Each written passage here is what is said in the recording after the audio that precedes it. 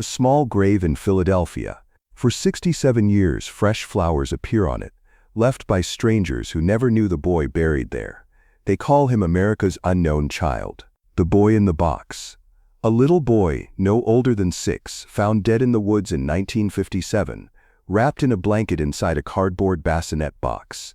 His body showed signs of malnourishment and abuse. His hair had been cut shortly before death, crudely, almost frantically.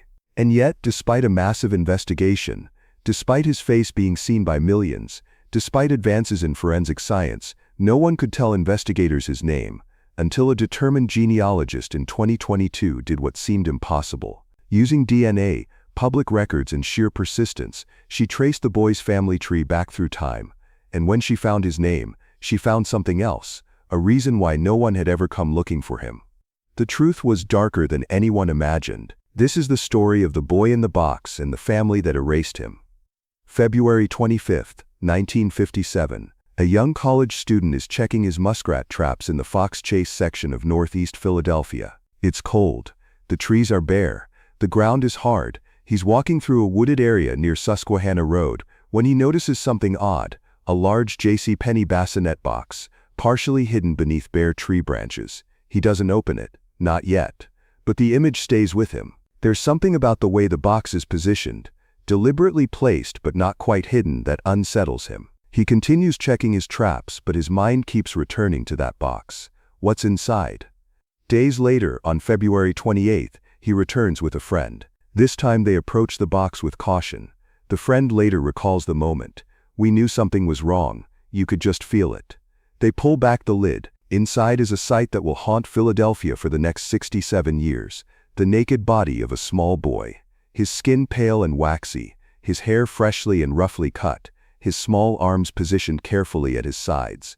The boy is lying on his back. His eyes are closed. For a moment the two young men think he might be sleeping, but the stillness, the unnatural color of his skin, the coldness, they know immediately. This child is dead. They don't touch anything. They run to the nearest house and call the police. Within 20 minutes, Philadelphia Police Department officers arrive at the scene. The wooded area is cordoned off. Detectives are called in. A photographer documents everything from multiple angles. The crime scene tells a disturbing story through its details. The boy appears to be between 4 and 6 years old. He weighs approximately 30 pounds, significantly underweight for his age. He stands or stood between 3'5" and 3'6" tall. He has blue eyes, light brown hair that's been recently cut in jagged, uneven strokes, as if someone used dull scissors or shears in a hurry. His body shows signs of severe chronic malnourishment. His ribs are visible. His arms and legs are thin, but his fingernails and toenails are neatly trimmed, suggesting someone had been caring for his hygiene, at least superficially. The contradictions are striking. Neglected yet groomed, starved yet clean. His body bears multiple scars, old injuries that had healed poorly, evidence of chronic abuse that had been ongoing for months, perhaps years. The boy is wrapped in a cheap plaid flannel blanket. The blanket is clean, recently washed. No identifying marks, no tags, just a common flannel pattern sold in countless stores across America. The bassinet box is equally unremarkable. It's a standard JCPenney box, the kind that comes with cribs and bassinets sold by the department store chain. White cardboard, product number printed on the side, available in hundreds of stores from Pennsylvania to California. The box has been placed carefully in the underbrush.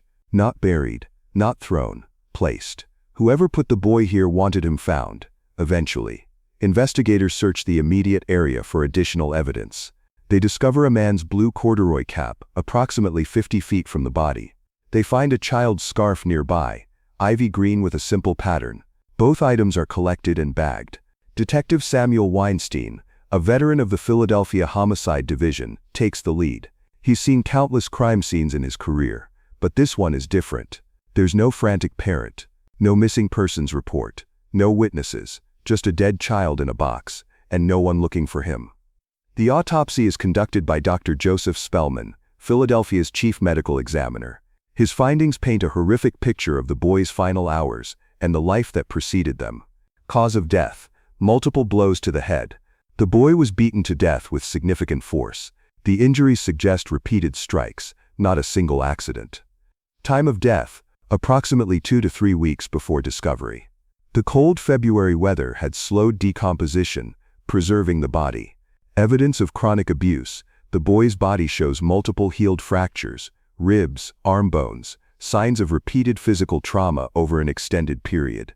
This child had been beaten before, many times. Severe malnourishment: the boy's stomach is nearly empty. His organs show signs of long-term nutritional deficiency. He hadn't been eating adequately for months, but here's the puzzling detail. His stomach contains partially digested food, baked beans and other vegetables.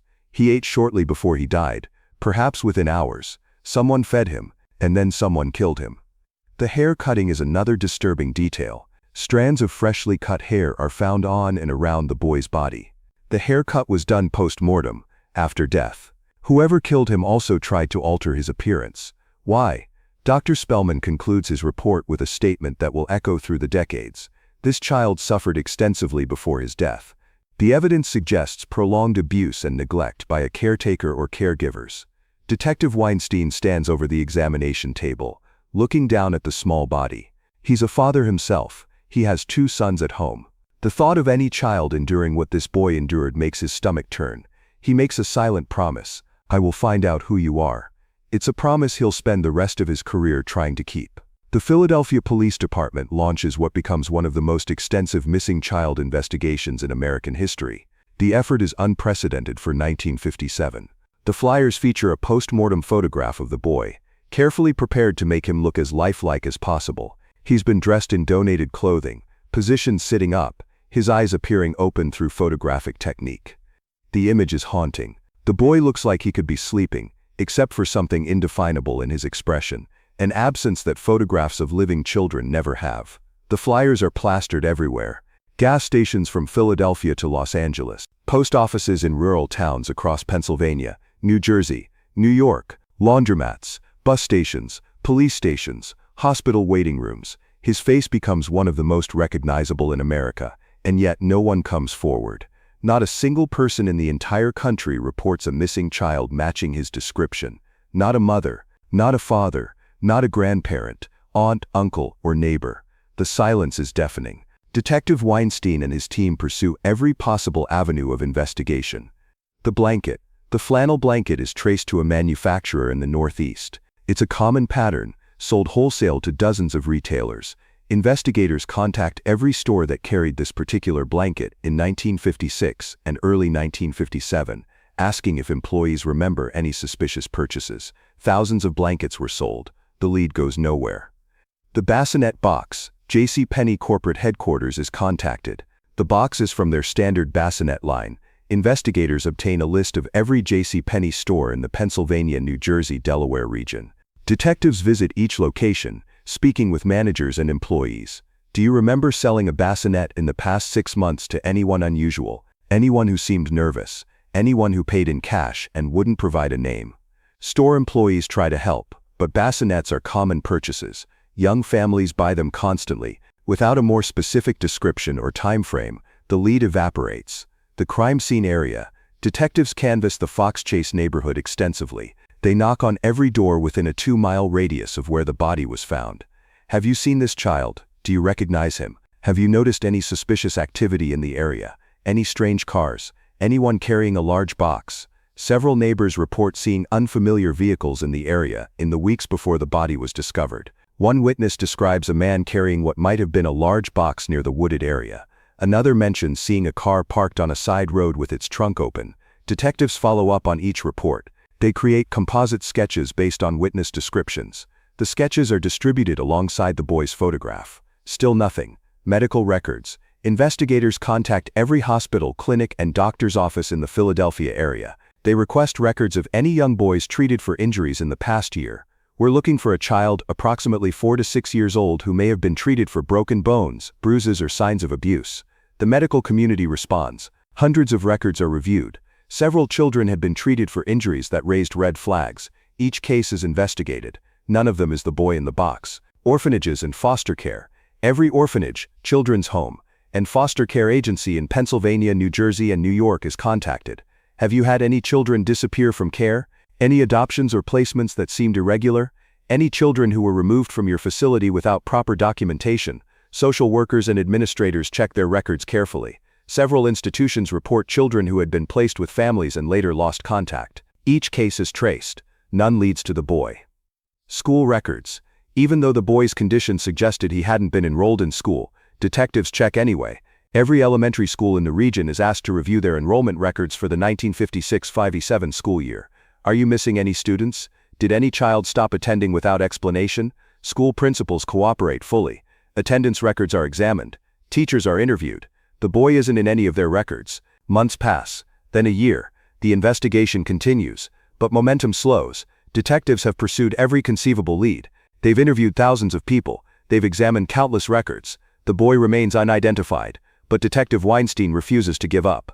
Even as other cases demand his attention, even as the department's resources are stretched thin, he continues working the case in whatever spare time he has. He keeps the boy's photograph on his desk, a reminder, a promise yet unfulfilled. Other detectives take up the case over the years as Weinstein retires. Each one approaches it with fresh eyes, hoping to see something previous investigators missed.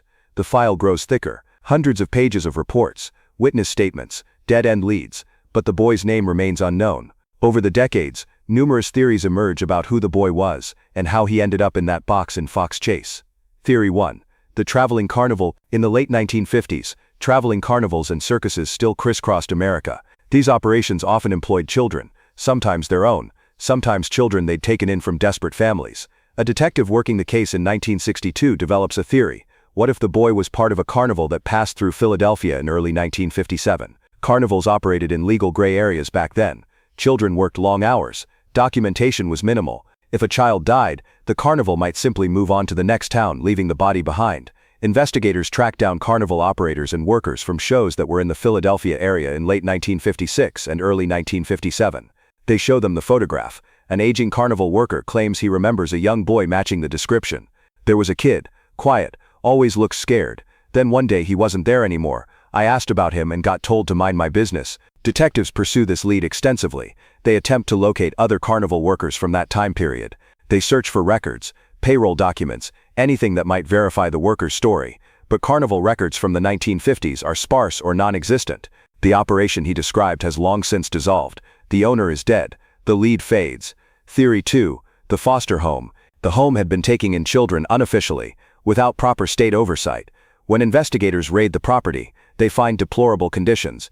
Children living in filth, evidence of physical abuse, financial records showing the operators were collecting money from the state for children who didn't officially exist. Detective Weinstein immediately thinks of the boy in the box. Could he have been one of these undocumented foster children? The foster parents are interrogated separately. Both deny ever having a boy matching the description. Investigators search the property thoroughly. They interview the children who are rescued from the home. One child, an 8-year-old girl, says something that catches everyone's attention. There used to be a little boy here, but he went away. When did he go away? I don't remember. A long time ago. What did he look like? He was little. He had brown hair. He didn't talk much. Detectives press for more details, but the girl can't provide anything specific enough to confirm it was the same boy. She was very young when this other child was supposedly at the home. Her memories are fragmented. The foster parents are eventually convicted on multiple counts of child abuse and fraud, but there's no physical evidence connecting them to the boy in the box. Another dead end. Theory 3. The house near the woods. The most compelling theory doesn't emerge until 1998, 41 years after the body was discovered. A woman named Martha, now in her 50s, contacts the Philadelphia Police Department with a story that sends shockwaves through the investigation. Martha claims that in 1957, when she was a young girl, she lived with her mother in a house very close to where the boy's body was found. Her mother, she says, had purchased a bassinet from JCPenney around that time. Shortly after the bassinet arrived, a young boy appeared in their home. Martha says she was told he was being fostered temporarily, but there was something wrong about the situation. The boy was kept in the basement. He was rarely allowed upstairs. He was fed sparingly. Martha describes witnessing her mother bathing the boy in the basement one evening. The bath was violent, aggressive. The boy was crying. Her mother was scrubbing him roughly, shouting at him. I was watching from the stairs, Martha tells investigators, her voice shaking even after 4 decades. I was scared. I wanted to help him, but I was just a kid. I didn't know what to do. The next morning, Martha says, the boy was gone. The bassinet was gone. Her mother told her never to speak about the boy, that he'd been returned to his family. But Martha never believed that. Years later, when she learned about the boy in the box, she became convinced it was the same child. Yet she remains silent, terrified of her mother. It's only now, after her mother's death, that Martha finds the courage to come forward. Detectives treat Martha's account seriously. They interview her extensively, multiple sessions, hours of questioning. They examine the timeline. They check property records to confirm Martha and her mother lived where she claims. The property records check out. Martha did live near the crime scene in 1957. Investigators attempt to verify the bassinet purchase. JCPenney's records from 1957 are long gone, but they try other avenues. Did neighbors remember seeing a bassinet delivered? Did anyone notice a young boy at the house? The investigation hits walls at every turn. Martha's mother is deceased. She died in 1989. She can't be questioned. Neighbors from that time period have moved away or died. Those who remain have no memory of a young boy at Martha's house. There's no physical evidence connecting Martha's mother to the crime. No witnesses who can corroborate the story. Just Martha's testimony, given 4 decades after the fact. Is Martha telling the truth? Or has she convinced herself of a false memory after years of reading about the case? Investigators can't determine which. The claim remains unverified. Theory 4. M's account. Another witness comes forward in 2002. She's identified only as M to protect her privacy. M claims her adoptive mother confessed to her in the 1990s that she had bought a young boy from his biological parents in 1954. The boy, M says, was kept hidden from authorities. He was abused, and eventually he was killed. M's mother allegedly told her the body was dumped in the Fox Chase area. M provides specific details. The boy had been malnourished. He was beaten. His hair was cut to make him harder to identify. All of these details match the known facts of the case. Detectives interview M extensively. Her account is detailed, specific, and disturbing. But again, there's a problem. M's adoptive mother died years earlier. There's no way to verify the confession. Investigators examine M's background. They find she had a difficult relationship with her adoptive mother and had accused her of abuse in the past. Could this be revenge against a dead woman who can't defend herself? Or is M bravely coming forward with the truth? Without corroboration, the claim cannot be substantiated. These theories and dozens of others are investigated over the decades. Each one raises hope that maybe finally, the boy's identity will be discovered. Each one ultimately leads nowhere. The boy remains America's unknown child. The boy in the box becomes more than a cold case. He becomes a symbol, an obsession, a ghost that haunts Philadelphia's collective conscience. The grave in Ivy Hill Cemetery becomes an unofficial shrine. Strangers visit regularly, leaving flowers, toys, stuffed animals. On holidays, Christmas, Easter, the anniversary of his discovery, the grave is covered with gifts. "You are not forgotten," reads one handwritten note left at the grave in 19. The Philadelphia community adopts the boy in death the way no one did in life. In 1998, the case is featured on America's Most Wanted, the popular television program hosted by John Walsh. Walsh, who lost his own son Adam to abduction and murder, speaks about the boy in the box with particular emotion. "This child had no one," Walsh says on the broadcast. "No one to protect him, no one to report him missing, no one to mourn him. Until we give him his name back, we owe him our attention." The episode generates over 300 tips. Each one is investigated by Philadelphia detectives working in coordination with the show's producers. None pan out. In 2016, CNN produces a special feature on the case. Forensic artists create age progression images. What would the boy look like if he had lived? What would he look like at age 20, at 40, at 60? The images are haunting. They show a young man, then a middle-aged man, then an elderly man. All the lives the boy in the box never got to live. Online communities dedicated to solving the case multiply. Reddit threads, Facebook groups, dedicated websites. Amateur sleuths spend countless hours examining every detail, debating theories, proposing new investigative angles. One woman in Ohio becomes so obsessed with the case that she names her son in honor of the boy. "I wanted someone in the world to carry a name for him," she explains, "even if we don't know what his real name was. It's beautiful and heartbreaking in equal measure. But despite all the attention, despite all the public interest, the boy's identity remains a mystery until 2022. The revolution begins quietly in April 2018 when investigators in California arrest a serial killer known as the Golden State Killer. The arrest is made possible through forensic genealogy, a new investigative technique that uses commercial DNA databases to identify suspects. The method is simple in concept. Upload a DNA profile from a crime scene to public genealogy websites, find distant relatives, build family trees, narrow down suspects. In practice, it's painstaking work requiring expertise in both genetics and genealogy. But it works. Within months, cold cases across America begin falling like dominoes. Murders unsolved for decades are suddenly being solved through DNA matches to distant cousins who voluntarily uploaded their genetic information to sites like GEDmatch. In Philadelphia, detectives working the boy in the box case take notice. Could this technology identify the boy? There's one major problem. To use forensic genealogy, you need DNA. The boy's body was buried in 1957, decades before DNA analysis existed as a forensic tool. In 2019, the Philadelphia Police Department makes a decision. They will exhume the boy's remains. It's a process that requires legal authorization, careful planning, and sensitivity to the fact that this grave has been visited by thousands of people over the decades who consider the boy theirs to protect. On a cold morning in November 2019, the grave is opened. Forensic specialists carefully remove the casket. The remains are transported to a laboratory. The condition of the remains is better than expected. The cold, stable environment of the grave has preserved bone tissue that might yield usable DNA. Dr. Colleen Fitzpatrick, a forensic genealogist with a PhD in nuclear chemistry, is brought onto the case. She solved numerous cold cases using genetic genealogy and has a reputation for being able to build family trees from even the most challenging DNA samples. Lab technicians extract DNA from bone samples. It's degraded. Time and environmental exposure have taken their toll, but modern technology can work with degraded DNA in ways that were impossible even a decade earlier. The DNA is processed, amplified, and analyzed. A genetic profile emerges. In early 2020, the profile is uploaded to GEDmatch, a public genealogy database where people voluntarily submit their DNA for ancestry research. The system begins searching for matches. At first, nothing. Then distant relatives start appearing. A fourth cousin here, a fifth cousin there. People who share a common ancestor with the boy somewhere in the 1800s. It's not much, but it's a start. Dr. Fitzpatrick begins the meticulous work of building a family tree. She identifies the shared ancestors. She traces lineages forward through time, mapping births, marriages, deaths. Weeks turn into months, then months turn into more than a year. The COVID-19 pandemic complicates everything. Access to records is restricted.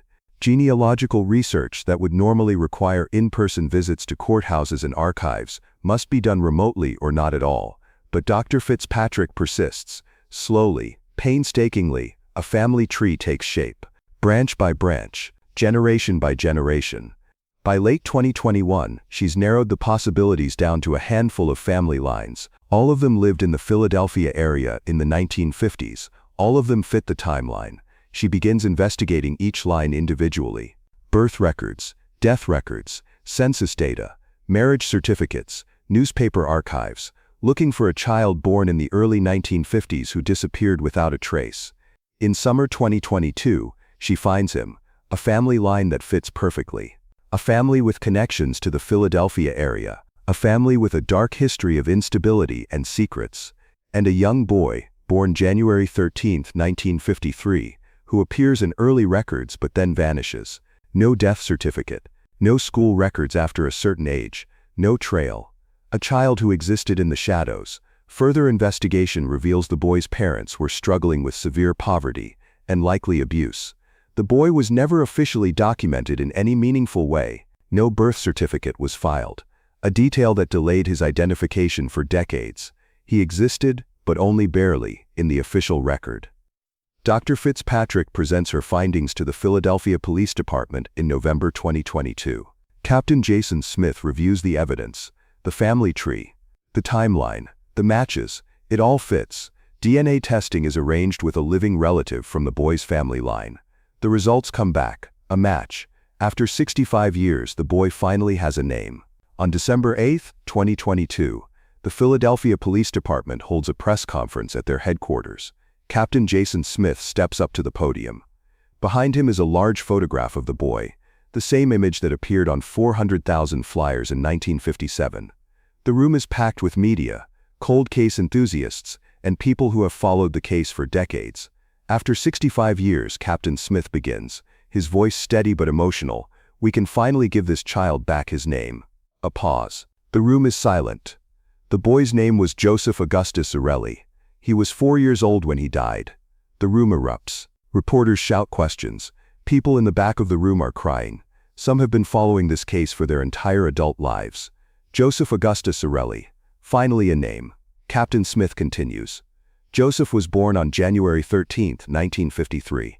Joseph was not properly documented. He did not attend school. He was essentially invisible to the systems that should have protected him. The details are painful but necessary. Joseph suffered chronic abuse and neglect. On or around February 25, 1957, Joseph was killed as a result of blunt force trauma to the head. His body was placed in a bassinet box and left in the Fox Chase area. Captain Smith pauses, collecting himself. Both of Joseph's parents are deceased. His mother passed away in 2000. His father died several years earlier. They were never held accountable for what happened to Joseph.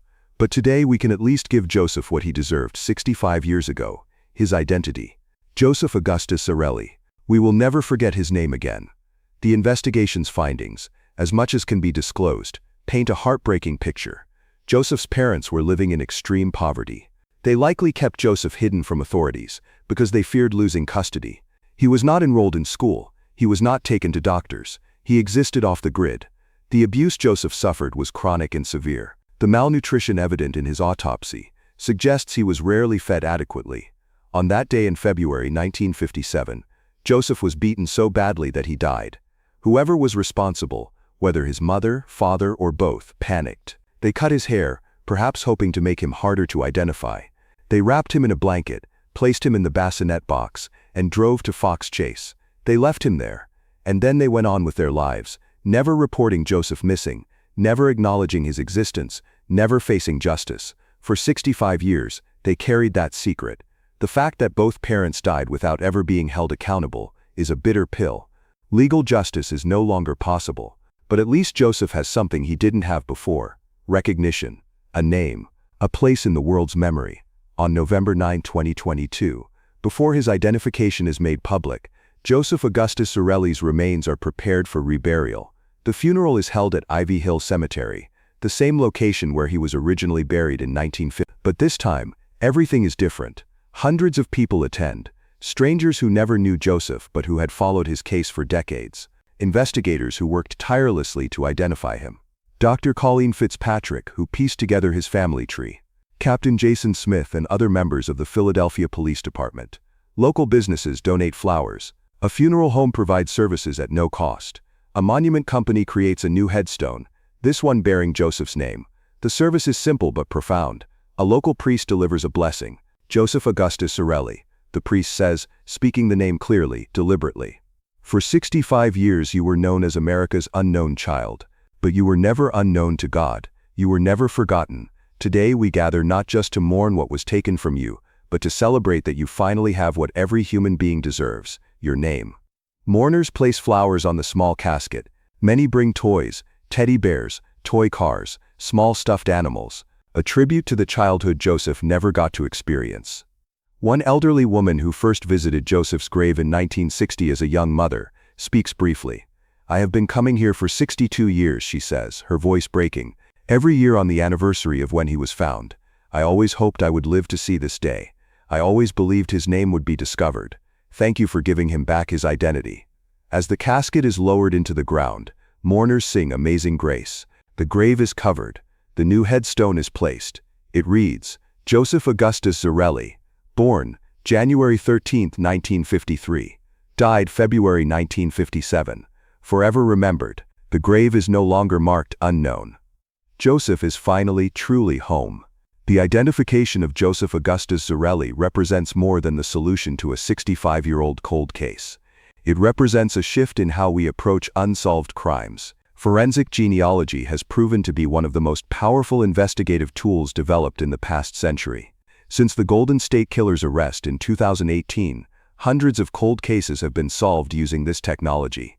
But Joseph's case is particularly significant because it demonstrates that even the oldest, coldest cases can be solved, even when there are no living witnesses, even when traditional investigative methods have been exhausted, even when a child has been dead for 65 years, science and persistence can give him back his name.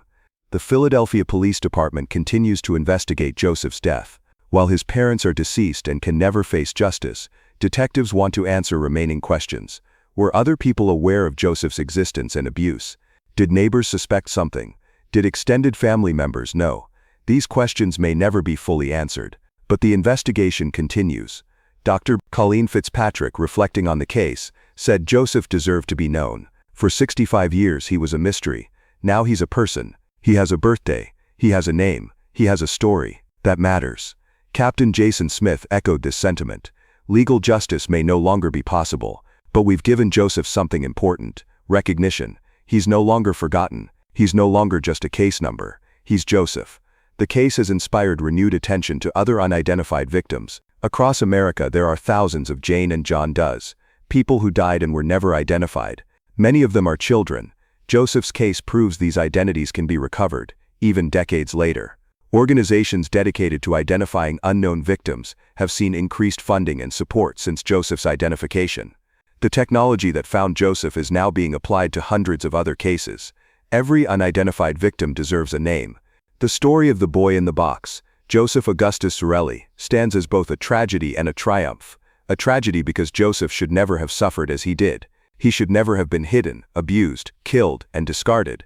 He should have grown up. He should have gone to school, made friends, celebrated birthdays, lived a full life. A triumph because despite 65 years of anonymity, despite being failed by every system meant to protect children, Joseph's name was finally recovered. He is no longer America's unknown child. He is Joseph Augustus Zarelli.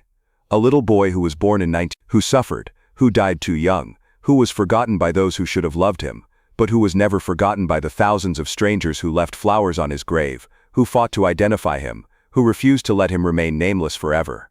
Joseph's memory lives on, not as a mystery, not as an unknown, but as a person. If you found this story meaningful, please take a moment to like this video and subscribe to The Red String. Share Joseph's story so that he continues to be remembered, not for how he died, but for the fact that he lived. Thank you for watching. May Joseph Augustus Zarelli rest in peace, finally known, finally remembered, finally home.